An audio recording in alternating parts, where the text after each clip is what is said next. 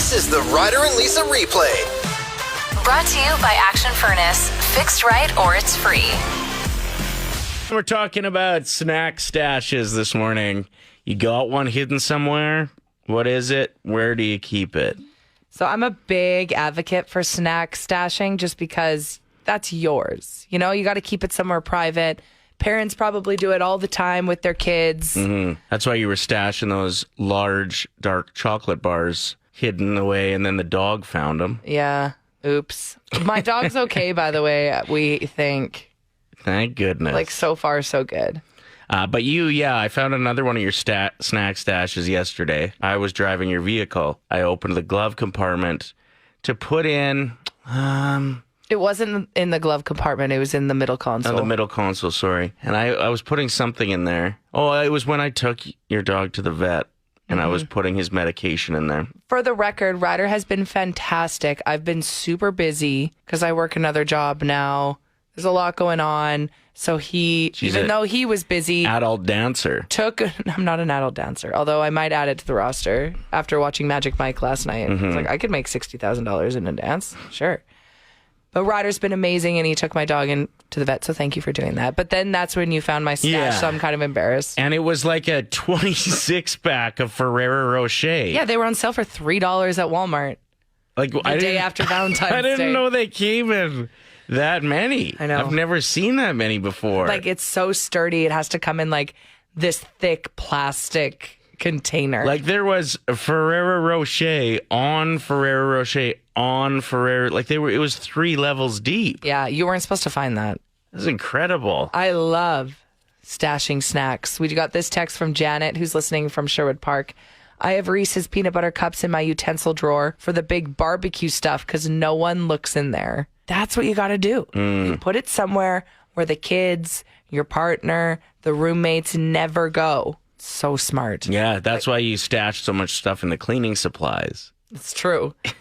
Where the toilet cleaner is. Yeah. No one else has ever seen it. They all taste like cleaner. Mm-hmm. Or poop. No. What? Too far? Lisa. Mark wrote in saying, at least he only found your stash of candy and not your adult toys. Oh, no, I keep those out on the counter because they have to dry. I hang those out to dry.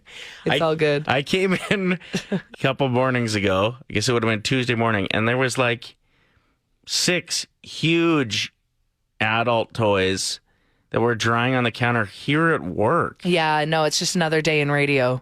I think they must have done a contest throwing them around at the Super Bowl party next door, but you just don't expect to see that at work. Well, and then the other day we had someone from our sales team come and bring me soap shaped as a penis, and it's bright pink. And I'm like, what am I going to do with this soap? And I brought it home, and I took it out of my purse and left it on the counter. And my brother-in-law is your contractor who's doing your renovations in your kitchen. I mean, I'm doing them too. No, you're not. You haven't done anything. Okay, shh. And he definitely saw it, and it doesn't look like soap. It genuinely looks like a toy. So I had to text him and be like, what you saw is soap. He's like, okay. Now it's time for something that you'll probably forget. It's things Lisa found on the internet. Starting our Friday off with a grim story. A woman in California accidentally ran over and killed a guy because he was underneath her car. She didn't know about it. He was trying to steal her catalytic converter. That's not a grim story. That's a terrific story. He's dead. Yeah, I don't care. Ryder, that's a bit far. Well, I just hate it that it's happening. And maybe if he broke his arm, we'd be like, oh, that's a good story. But he's dead. Don't steal catalytic converters. Don't get under people's vehicles if they don't know you're doing it. There's another man who has been arrested in England for stealing 200,000 Cadbury cream eggs. Those are my favorite. Man, think of the tummy ache. Those things are so sweet. They're so good. Every time I grab one in the grocery store, the cashier knows. Like, they know they understand the assignment, and they go, you don't need this in a bag, do you? And I'm like, you're right. Really? I'm gonna eat it on my way out. Anyway, so He actually stole the truck that had it Okay. in the background, which makes a lot more sense because it's like, how did this guy carry all of these out? Yeah. 200,000, you said? 200,000 Cadbury cream eggs worth $31,000. 30 cents. Geez, that's a good deal. It's a great deal. And then the last story that I found that was weird. An inmate who was serving 15 years for homicide in Bolivia, if I'm not mistaken. He escaped and wrapped himself in sheepskin and tried to pretend to be a sheep in a field close by. It didn't work, obviously. No. So he tried to escape. He didn't actually escape. There's a pun in here somewhere.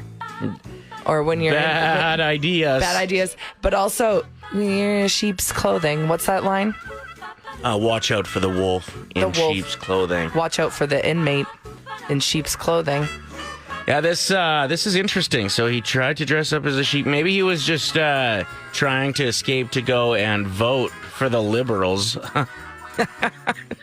Just kidding. Yeah, obviously. So I got to take a bunch of listeners to Magic Mike last night. Yeah. That movie was unhinged. It's the new Magic Mike The Last Dance, right? Yeah. But I will say, this is my first time ever watching a Magic Mike movie. Yeah, there was right. I'm serious. There was like a 7-minute long scene of him giving a lap dance. Did you And- feel it? Were you in one of the chairs that rumbled? No, but I was very upset that I didn't upgrade to one of the vibrating chairs. I'm just kidding. It was insane because I didn't even know what to expect. Yeah. I'm like, they're still showing this? Usually in movies, they like show a scene of people being intimate for 30 seconds and then they move on. No, not in Magic Mike.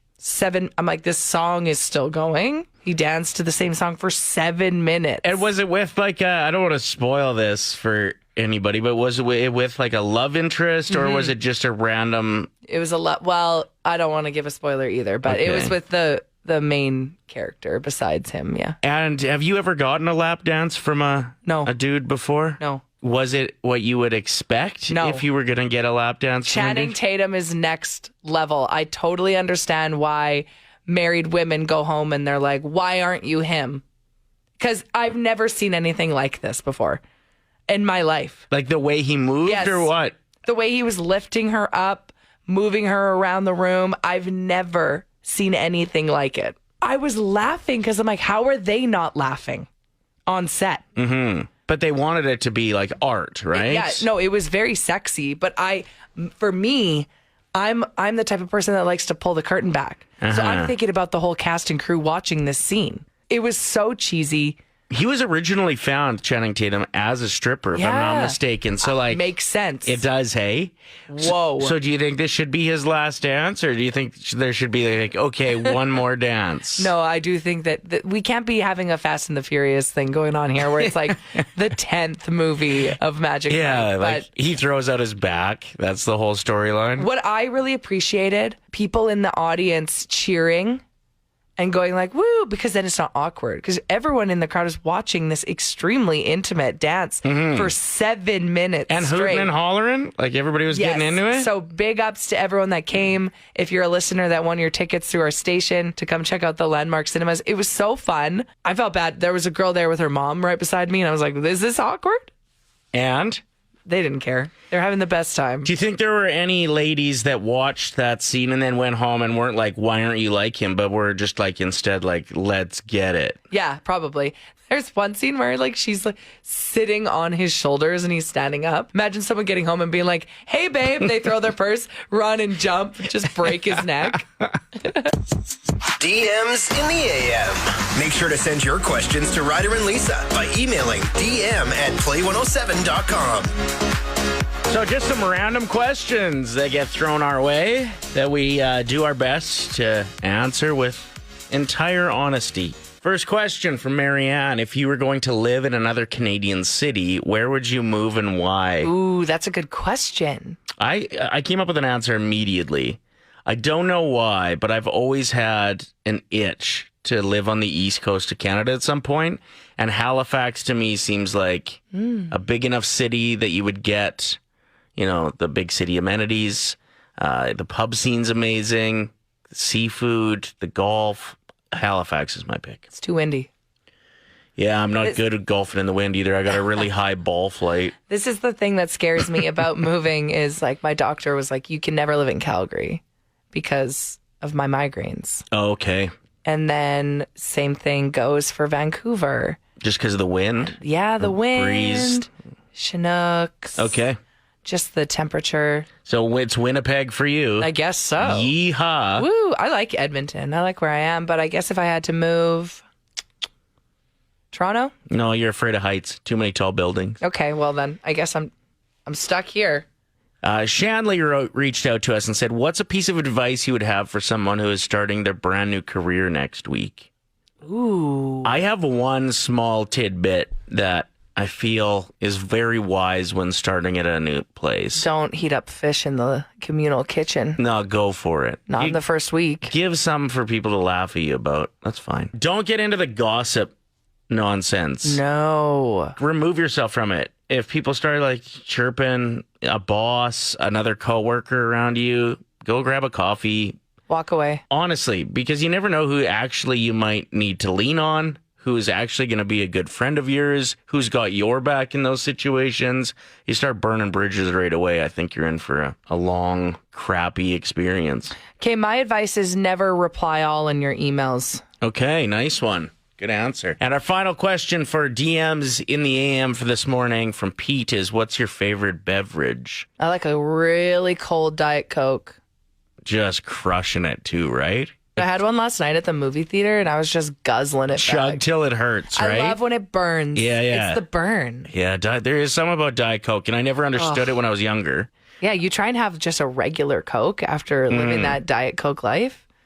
It's not the same. I wouldn't be my most drank beverage. No, same with me. Like the Diet Coke's a treat. Yeah. And I feel the same with my favorite beverage. A well-made Caesar and a well-timed Caesar. Okay, so if you're not feeling the Caesar, it doesn't hit right. 11:30 a.m. on a Saturday before like an afternoon Oilers game. Ooh. They just hit different. Before you get on a flight. Yes, another example. So I'd say a well-timed Caesar. Thank you for the questions. Keep those coming in. DM at play107.com. I like learning about our listeners. So if you want to answer any of those questions on our text line, Heck yeah. Please tell us your name and what your answers are. We are asking you for times you've had a total lack of insight. The reason we just played Hoobastank is they may have made one of the biggest musical errors of all time. So apparently Rihanna reached out and even gave them a bit of a song to add to one of their tracks. Like she gave them a feature. And the band didn't love it. And quote, displaying a total lack of foresight, we didn't use that version of the song on the album. Don't underestimate the power of Rihanna. They would have had a song with the richest artist in the world if they would have put it on their album, but they didn't. I hope they release it. It would be cool to hear it. Yeah, like let's go. So what was your moment where you realized you either missed out or maybe you realized you screwed up? In the early 2000s, one of my buddies who's a web developer and very successful now, millionaire, wanted to launch a music streaming service with me. We called it Ear Engine. We had the website bought, the logo picked, and then it just kind of fizzled. But it would have been potentially Spotify. Wow. Like, Doesn't when you that think, hurt? just It hurts. knowing how successful he is too, that he gets it. It's not like it was just a dude. This is what he does. My good friend Borley, he used to be my boss at Hudson's on Bourbon Street. He said he thought of Booster Juice before Booster Juice was Booster Juice. And I'm pretty sure it was started here. Yeah, it was from Edmonton, yeah. And he's like, I always said to myself, we need a smoothie bar. There's nowhere in the city where you can stop in for a quick smoothie. Right. Booster Juice just skyrocketed after that. Total lack of foresight. Total lack of it. David wrote in saying, I followed a guy online. I thought he was going to help me with investing, and I thought I was doing really well. $20,000. But it cost me $4,400 to sign up. Turns out it was a scam. Oh, no. Scammers are the worst. There are so many fake accounts of Ryder and I on Facebook. They seem to have slowed down. They have. Either that or they have me blocked and I just don't see their posts. But That's fair. just be aware if it seems too good to be true, it probably is. And I never DM people on Facebook. So I don't know who that is that's writing you. but it's not me. Total lack of foresight. Yours involves one of the biggest DJs in the world. Fire away. Okay, so I was outside of the Ministry of Sound Club in London, and we had just seen a set by Benny Benassi, and we were waiting for a cab outside, and he kind of stole the cab and was like, oh, do you want to share it with us? And I was just like, oh, he's a really creepy-looking dude. I'm okay. And then after he left, people were like, you know who that was, right? That was Benny Benassi. And you didn't know, because it's so true with DJs, you don't really think about What they look like. their face. Yeah. Absolutely. And after the set, like, he was dripping with sweat and looked really gross. Oh, my God. So, But he would have had some wild stories if you would have rolled in that cab You with could have him. got a sweet selfie. absolutely. We could have been best friends. Yeah. I know. You could have traveled the world with him. Yep. Like, it reminds me of a story when I went to a Deadmau5 show, and then afterwards he was shaking hands, and I didn't know it was him, and I should have, because he was still wearing the mask. Okay. Liar. I wonder how many girls have rejected Louis Capaldi over the years, and now one of the biggest artists on the planet. He is so funny. And he is hilarious. So, I just said that. Yeah. I was agreeing with you. Oh, She said, and he's so funny. I was like, yeah, and he's hilarious. Yeah. I was agreeing with you. but you said, and he's hilarious. That's like you were Yeah, making no. a different point. And it's like I was making a different point. What are you doing to me right now? I just screwed with you that time. I don't feel good. He posted a video on his TikTok, and it was him actually performing on a stage. Yeah, and he But was actually performing. Stop. What? And there's one point where he doesn't hit a note. It's the worst sound I've ever heard. But he posted that on his own TikTok to be like, whoa, people pay me to sing. And people pay him to Stop it. Jimmy Fallon and Paul Rudd have teamed up to create a new track, and you're not sure about it. I get the hype because Paul Rudd is everything. Mm-hmm. So I think watching the music video helps. But just listening to it, I'm like, I don't know. I think a 5-year-old could write this. Maybe But that's the joke. appeal. Yeah. That's the joke. Yeah. So it's called Teeny Weeny Beanie, and it's about like small toques, which bothers me that it's called a toque. Quit calling it a beanie. It's not a beanie. These Americans trying to make it their thing. Should have wrote a song about toques. It is very in right now to wear a hat that does not cover your ears, and they do make fun of that in this song. So, yeah. Crank it up. It's a cold, cold day, and I'm getting the chills. Wanna make them go away, I need something for reals. Whether I'm in my house or out on the street, I want a hat right now that can bring me the heat. It's a teeny weeny beanie. It's a teeny weeny beanie. It don't cover your ears, cause you still need to hear. It's a teeny weeny beanie. Have a bad hair day, but I don't have the time. Need to make it go away at the drop of a dime. I can't smooth it out, looks like I rolled out of bed. I want a hat right now, I can put on my head. It's a teeny weeny beanie. It's a teeny weeny beanie. If you don't got a comb, just put this on your dome. It's a teeny weeny beanie. It's giving Baby Shark. And I think that is the goal. They want kids to be like, can you play that again? Baby Shark is the most watched YouTube video of all time. Mm-hmm. Like the creators of that are probably feet up, beach house, unbelievable. Where are they from? Do we know where the Baby Shark creators are from? No. Do you think they were annoying in real life? And now they're benefiting off of it? So we have a segment around here called Recommend Something. Anytime we come across something that we think is awesome, that we think you'd like as well. And stick around because Throwback Throwdown is coming up shortly as well. You got her. What are you recommending today, Lise? Okay, my recommendation's kind of gross, but I highly recommend everyone tries it at least once in your life. I stole this from my buddy Doug. Him and his boyfriend do this all the time where whenever I see it on their social media, I don't know how often they're actually doing it, but when they go out to pick up fast food, they do not just stop at one place, okay? You're already going through a drive-through. You're already being kind of lazy. You're in a car. Yeah. You're in a car. That gives you the opportunity to... You like the curly fries at Arby's, but you like the nuggets at McDonald's. You stop at several spots and you get a couple items that you like, and then you go home and you have a feast. I've tried it for the first time after living vicariously through them. It's the best thing I've ever done. Was I sick the next day? Yes, absolutely. But in the moment, was it worth it? And was I in heaven? Yes, absolutely. Does it hurt a little less too when you're only paying like, I don't know, $6 to $12 per place Rather than like when you load up at one place, you're like, I can't believe we just got $42 of fast food. Whereas if you scatter it to numerous places, does it sting a little less? Well, and you get to see what's out there. Little Caesars right now, you could get 2 things of Crazy Bread for $6. Right. 3 regular beef sandwiches at Arby's right now for $9. What? Yeah. Hit for the cycle. Hit for the cycle. And if you're brave enough, post about it. Like they do. They don't care. Tag us, too. Yeah, I want to see. What'd you get? What's in there? The Ryder and Lisa replay. Brought to you by Action Furnace. Fixed right or it's free. Play 107.